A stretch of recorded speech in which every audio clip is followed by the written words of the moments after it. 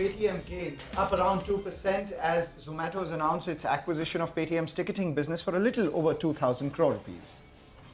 Shyam Metalics surges more than 8% as UPS initiates coverage with the buy call, target price of 1,200 rupees a share, citing high profit growth prospects, among other triggers. Kalyan Jewellers rallies after 9% stake changes hands. Sources say Warburg Pincus has likely sold out in a clean-out trade to promoters and institutional buyers. A slew of positive brokerage notes push Interglobe Aviation higher by 3%. Jefferies upgrades the stock to buy and raises the target price to 5,225 from around 4,400 rupees earlier. HSBC also issues a buy call with a target price of 5,165 rupees per share. Deepak Nitrite climbs nearly 3% after the DGTR and the Ministry of Commerce recommend an anti-dumping duty on isopropyl alcohol, or IPA as we know it.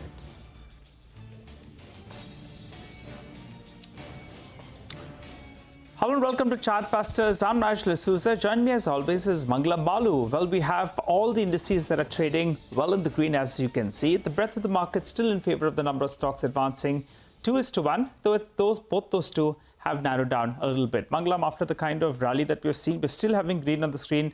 The global setup as well is fairly positive. And from an India market perspective, crude lower, dollar index weaker, that's a perfect recipe for the bulls. Absolutely, that's taking place. And you know, Nigel, it's like a marathon, but it's being run at the pace of a 100-meter dash. And despite that, you still have some energy in the tank remaining. Absolutely. That's the kind of market that we're seeing right now with, you're holding on to those gains, you're building on those gains, and you're steadily seeing up moves in a lot of these mid-cap stocks as well. Case in point, something like Trent, day before yesterday, we had Ramdev join us saying that the valuations have moved much ahead of the fundamentals, but there is a fair amount of momentum, and that momentum continues. That stocks move to the high point of trade as we speak. Earlier itself, Indian hotels continues to do well. We're seeing some pickup in names like Dabur from yesterday as well. So the current morning dip has been bought into on Dabur. And PVR Inox, it's interesting because, a couple of days ago, the management had joined us here on CNBC-TV18 talking about how growth prospects for the business are looking extremely good, especially given the long weekend and the collections out there with the pipeline ahead. But now we have, data on the exchanges saying that the promoters have gone ahead and sold about 0.3% of their overall stake of close to around 27.8% as of June itself. So a bunch of things happening in the market. Let's get in a technical call. Sachidanand Tekar joins in for a quick check. Sachi, there was green, there continues to be green, and there is still some green thereafter. Do you think, one can go long after this big rally that has taken place, or should one just hold on, wait for a dip maybe to buy? Good morning, Mangalam, and good morning, Nigel. I think clearly the headroom is still available. In fact, the way Nifty has been outperforming, it has managed to close that, weekly gap window which was there somewhere close to 24,700. The next window is at 24,940, and we see that the data is shaping towards the same. Eventually, we are of the opinion that the market will scale above the 25,000 mark comfortably, and in the coming series itself, we may see the Nifty scaling towards 25,450. So I think there's a good amount of headroom which is still available. Nifty is trending very confidently above its 5-day exponential moving average as well. So I think unless we don't see a closing below the same, the rally or the momentum is something that should sustain. When you look at Nifty Bank, this particular index has not really contributed so much. But if you look at the last few trading sessions, it has managed to sustain above its 5 and 20 exponential moving averages. In fact, the support for the day is somewhere placed around 50,670, where its 20-day exponential moving average is placed. And almost after almost after a month or so, it has started trending confidently above the same. So probably we may see the Nifty Bank contributing from here on, and we may see an elevated move towards 51,500 when it comes to Nifty Bank. The floor is very well set at, which was set at 50,500. It looks elevated towards 50,700 now. Got it. All right. What about stocks in focus that we should be tracking? Nigel, there are a lot of pockets of strength. First of all, since we are expecting that there could be a good contribution from Nifty Bank, ICICI Bank has displayed a very strong support base at around 1170. From there, we have seen a positive crossover on its short-term averages, which is indicating that this particular move which has been unfolding may extend its legs towards 1210, and that's why we are recommending long positions here, keeping a stop loss at 1175. The other pocket of strength is Indian Hotel. Now, after a very long time, we have seen a continuation pattern formation here. Even on its weekly scale, we are seeing a rising 3 formation, which is a rare continuation pattern. The weekly RSI has given a positive crossover, so that means that the current momentum should sustain, and it may extend, its move towards 700 kind of a zone. So from a positional perspective, we are recommending building long positions here. One can keep a very small stop loss at around 630 on a closing basis. The other strength has been chemical stocks, which are buzzing today. The rally in most of the counters has been very strong, but here the stock on our radar is Tata Chemicals. This is something which we have also recommended to our clients. Now, if you look at the cluster of moving averages 5, 20 and 50, this is the first time wherein the stock is opened about the same. There's an open low formation at 1066. So keeping a stop loss at 1066, we are recommending building long positions here. For the day, we are expecting a rally towards 1100, but positionally we are anticipating that this move may extend towards 1165. Well, as we speak, the mid-cap indexes moved to the high point of trade. Just one word, do you track Nykaa? I mean, yesterday was a big mover, decent volumes as well, nearly 11, 12 times what we see on a 10-day average. And this morning itself, it's begun to spike once again, up 4%, making the last 2 days gains itself on that stock to close to around 13, 14%. Is there something on the charts that's talking about Nykaa, Sachi? Well, the charts are exhibiting a lot of strength. In fact, it seems that the accumulation zone has ended, and somewhere the way it reached its 200 weekly average resistance, which is somewhere close to around 230. We saw a dash towards the same. But if you look at the volume contribution for the last couple of weeks, it has been significant. So we are anticipating that this particular change in trend has shaped up really well, and we may see a strong bullish rally which may extend its legs towards 300, 320 kind of a zone. So I think building long positions here could be prudent. From here on, I think the structure is indicating that the floor has been elevated towards 180, 185 zone. So keeping a stop loss somewhere close to around 185 on a weekly closing basis, the stock can be accumulated in one's portfolio for a positional target towards 330. Okay, all right. Thanks a lot for that, Sachi, and wishing you a good trading session ahead. For the time being, let's shift focus to our special segment where we get you a few ideas for profit from Money Control. Well, we have Nitin Sharma of moneycontrol.com who joins us to talk about a stock that he's tracking rather closely. Nitin, take it away. Today's idea for profit is Mphasis. In Q1, Mphasis dollar revenue grew by 3.4% YOY on constant currency basis, which was the highest growth in the last 6 quarters. Sequentially, revenue growth was flattish. TCV win in the quarter stood at $319 million, up 80% sequentially, and included one large BFSI deal. EBIT margin 15% was below expectations and had an impact of 80 basis points due to the Silverline acquisition. Hiring activity in the quarter was subdued, with net headcount addition being negative. Commentary, client contribution, and segmental performance all point out towards bottoming out of the weakness for the business. A $100 million plus BFSS deal win also affirms this view. US banks' performance and IT sector commentaries generally indicate that discretionary spending is coming back. While the pipeline to deal and deal to revenue conversion for Mphasis has been recovering, it is yet to reach the previous levels and will happen gradually. Management retained guidance of above industry revenue growth with an EBIT margin in the range of 14.6 to 16%. Stock trades at FY26 PE of 29.6 times. We believe that worst is over for the company and investor may start adding the stock on dips to build a position.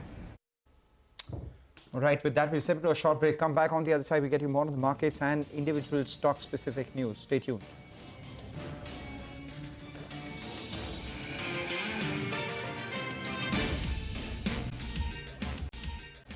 Welcome back. Well, Zomato has acquired Paytm's ticketing business for a little over 2,000 crore rupees. Mangalam's here, obviously, to tell us more about Zomato's plans to grow the B2C vertical in its portfolio. Mangalam, explain this to us, the rationale and maybe you could hop across to the big wall. I will do that, Nigel. You know, the interesting part is the question is how much value can Zomato derive out of paying this 2,000 crores? Correct. So let's just do that. You know, Zomato has actually gone big on going out. So Zomato's acquisition of Paytm's ticketing business for a little over 2,000 crore rupees is their new bet on the going out business. They've announced this foray through the District app, which could launch anytime in the next few weeks, as per Deepinder Goyal itself. Now, this will be their third B2C app after the roaring success of both Zomato as well as Blinkit. District would be the third going out app. The question is, how big can this be from a shareholder value creation perspective? So let's take a look at the few numbers. As of FY24, the gross merchandise value of Paytm's ticketing business was 2,000 crores.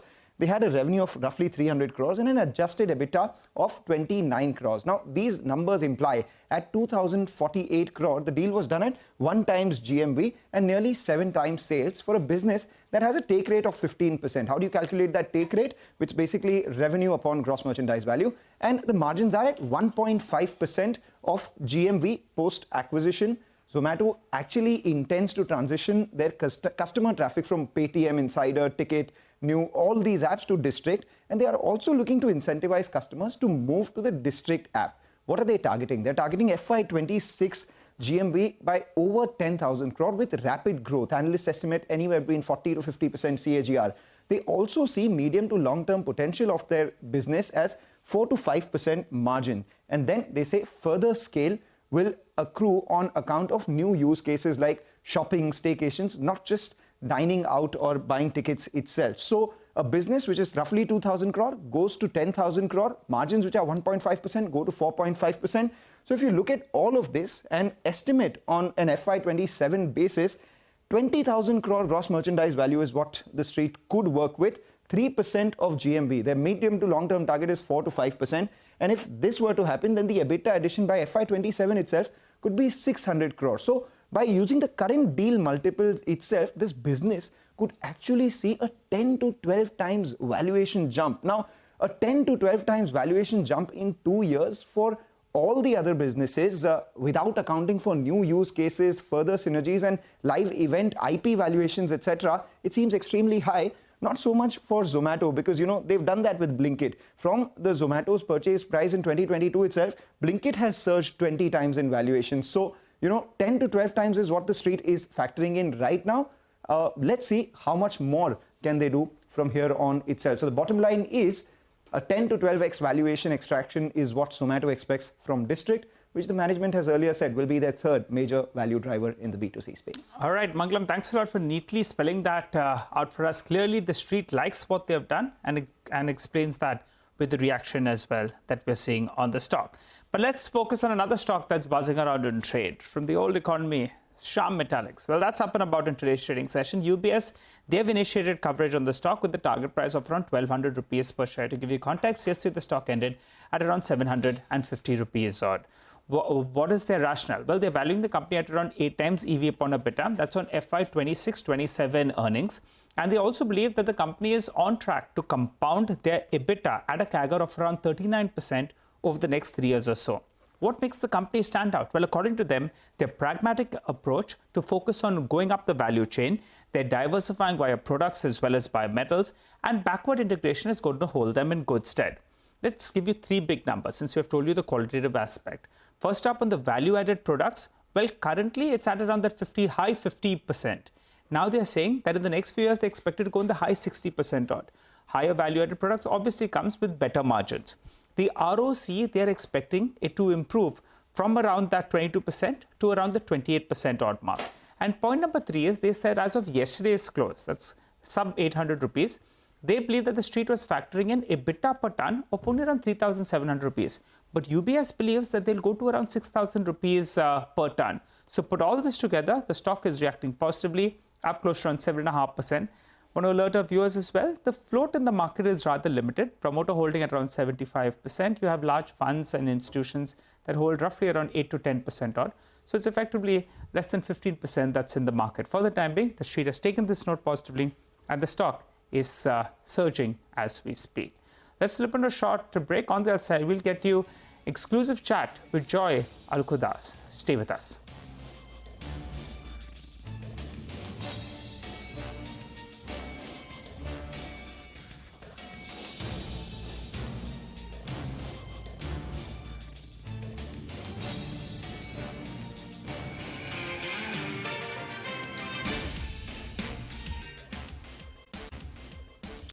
Welcome back. You're watching us here on Chartbusters. Now, let's get you an exclusive. Sources tell CNBC-TV18 that the government is in the process of appointing new part-time members to the RBI's Monetary Policy Committee. A few other developments are also in the works. Sapna joins in with the details of that one. Sapna, what is it that you're picking up? Hi. So basically, it's a 4-year term that's given to the part-time members of the FPC. And having said that, 4 years back sometime, early October was when the fresh members had come in, the current crop. So, keeping that in mind, the government has initiated the process of appointment of new members, and most likely it may conclude basically before the next embassy meeting, which is sometime, if I'm not mistaken, 7th October. So that's what is to be watched out for. That's one. Second, we are also given to understand that, the way things are in terms of the gold prices and all the actions taken in the past and the kind of liabilities that the government has done up on the sovereign gold bond scheme, future tranches are very unlikely. We should be aware of the fact that I think post-Feb also no further tranche has been brought up by the government, and the explanation is the rationale is basically it's an expensive and a complex instrument for borrowing. And as you have seen the government's borrowing program, there are a lot of other instruments that they're looking at.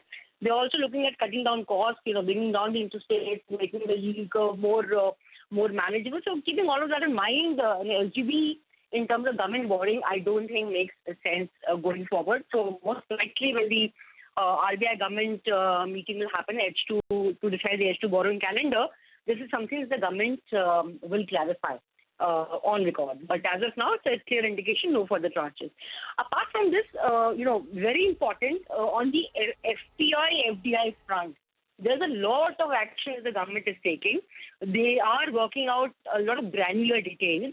For instance, how to facilitate the smooth movement of foreign portfolio investors into FDI, basically. So the point here is that, many entities will be holding or reaching close to the 10% beneficial ownership, quote-unquote, cap that is there.